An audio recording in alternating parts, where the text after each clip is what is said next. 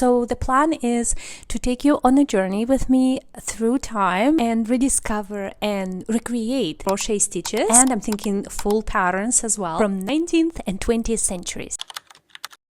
But here's one tricky thing about historical crochet. I love making and designing practical household items. And in Victorian era and even in Edwardian, early Edwardian, you wouldn't be crocheting dishcloths. It was more so for like decoration, clothing, and that sort of thing. So because of that, I've been eyeing some interesting later patterns from 1920s and even 30s. Like Victorian and Edwardian era are most definitely my favorite. For me, the older the pattern, the more interesting it is. Now, Victorian and Edwardian crochet patterns are not exactly, let's put it that way, they're not exactly straightforward. They make a lot of assumptions, often refer to the same stitch in a variety of ways, skip instructions. Yeah, they don't exactly hold your hand. Thankfully, they often, especially a bit later publications, come with really good pictures. And so at least you can see what it's supposed to look like at the end. I hope you will love this idea. I'm really excited. So anyways, I better stop rambling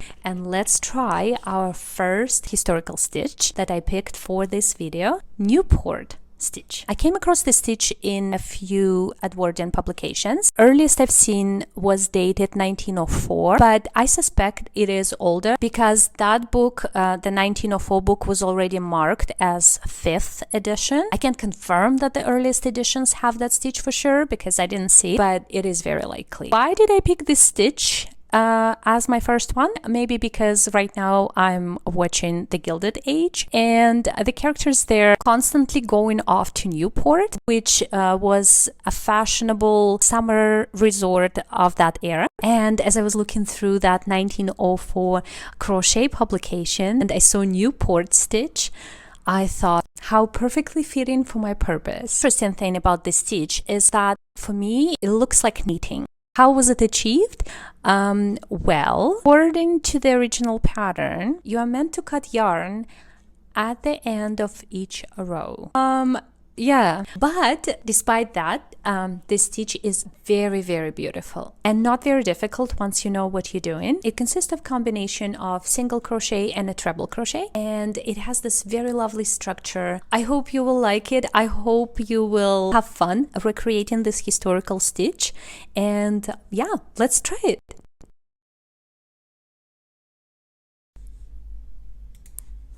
Okay. So we're going to start by making a chain. So I'm just going to chain a random number of stitches because of course number of chains you need will depend on your project. I'll just chain a little bit so we have a small sample.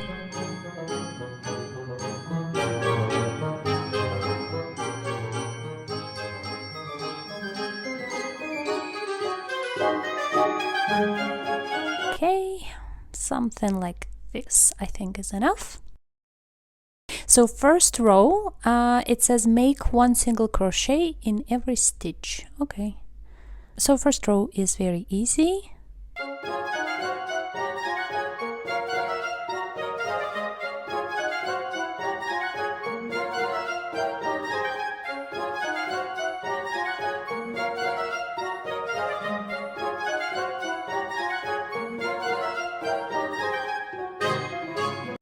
Okay, this is what we have, and our favorite part, cut.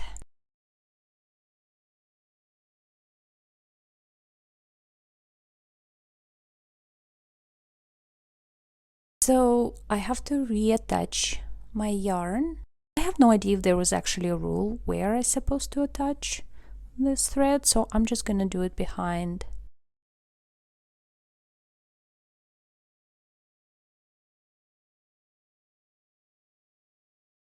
And second row is also very easy. You have to work 1 single crochet in every stitch, always taking the stitch from the back. I assume what they meant is using single crochet BLO, back loops only. It actually will be important for this stitch. You will see in 1 second.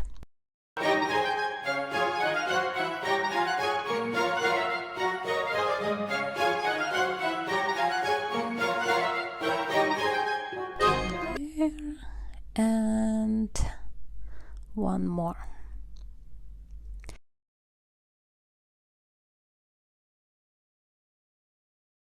And again, cut.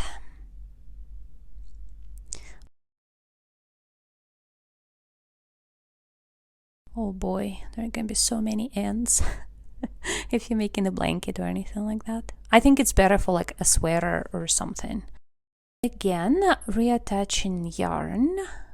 And the third row is actually where it's gonna get interesting.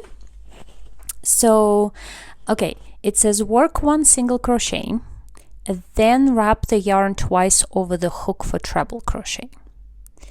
So I'm going to do 1 single crochet here, like this, and I'm going to move my, okay,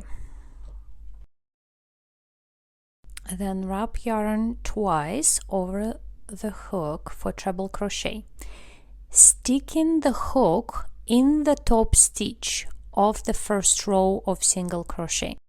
So when I was getting ready to make this video, I read that phrase probably like 10 times before I understood what they meant. But basically what they want you to do is when you're making a treble crochet stitch, they want you to attach it to those half loops that were created when you were making back loop single crochet. So the pattern then, or the sequence for row 3 is 1 treble and then 3 single crochet, 1 treble, 3 single crochet. And your treble needs to be attached to those half loops from the previous row. And for all 3 single crochet stitches, you need to use back loops. It will be a little bit different in the next row, but here all single crochet will be back loops only.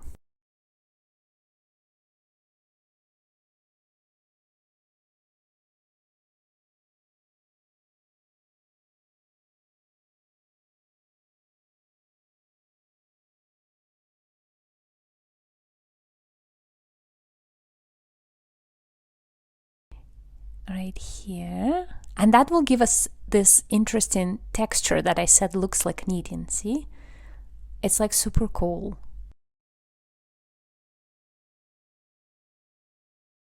Okay, and now again, just look behind here. 1,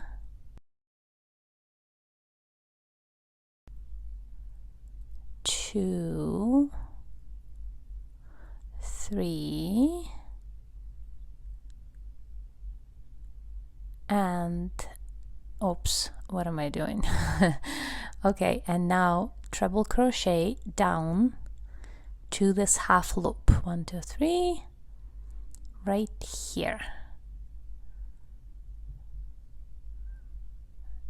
like that. So basically the important thing is to count. When I was trying it for the first time, my treble crochet stitches were like tilted a bit and I didn't understand why, and then I realized that I wasn't counting, so I was not very accurate at where I was putting it. So if you count, it's gonna be much easier and they're gonna be like nice and straight.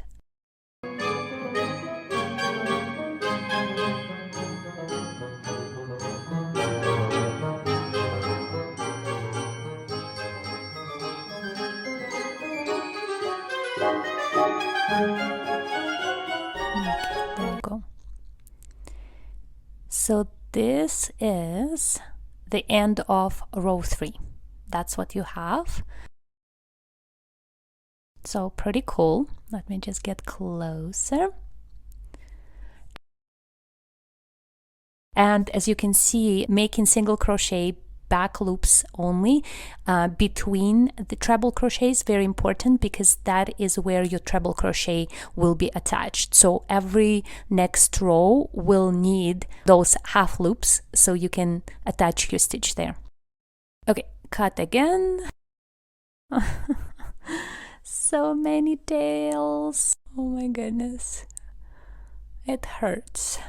Okay, and now last 4th row for this stitch, work 2 single crochets. So we're gonna make 1 and then 2 and then the treble, and again you will be attaching it to this half loop right here. So they say this brings the treble back of the one in the preceding row. I don't know why, but I was so confused why they say at the back. For me it looks like at the front of another stitch, but now I actually think it makes total sense, because if you count in from the hook, like if you looking right to left, it is 1 stitch back of the treble. But either way, like you can look at the picture and you can see what they mean. Basically what you want is you want to keep shifting that treble crochet by 1. Then 3 single crochet. So the one above the treble must be taken through the stitch. The other 2 take up the back stitch. So in this row, you also will have 3 single crochet between trebles, but instead of making all of them back loops only, you will make 2 single crochet back loops only, and then 1 needs to be done the usual way under both loops, and then again treble, and then again 2 single crochet below, and then 1 single crochet the usual way, and so on. So let's see. So you have your 3 stitches here, back loop, back loop, and then this one, the one that's right above treble crochet, the 3rd one, you use both loops like this, and then again treble to this half loop. Okay, and then this is what you're gonna have. So it's like shifts by 1, right, and creates this super interesting design. So again, back loop,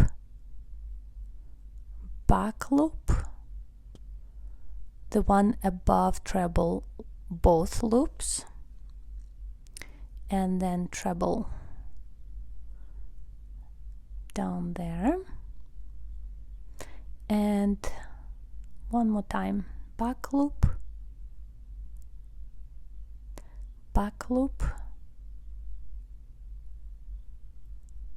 and done.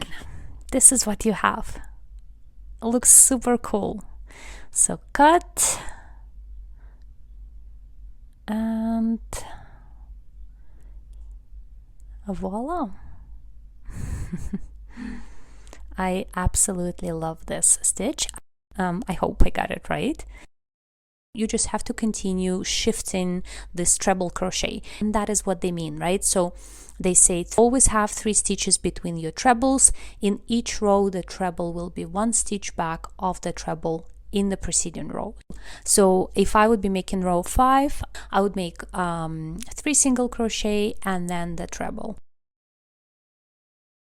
So yeah, let me know how it goes. I really hope you will be able to find use for this stitch for one of your crochet projects, or maybe just try it for fun. It looks really fun, I think. So anyways, thank you for joining me today, and stay cozy. Bye!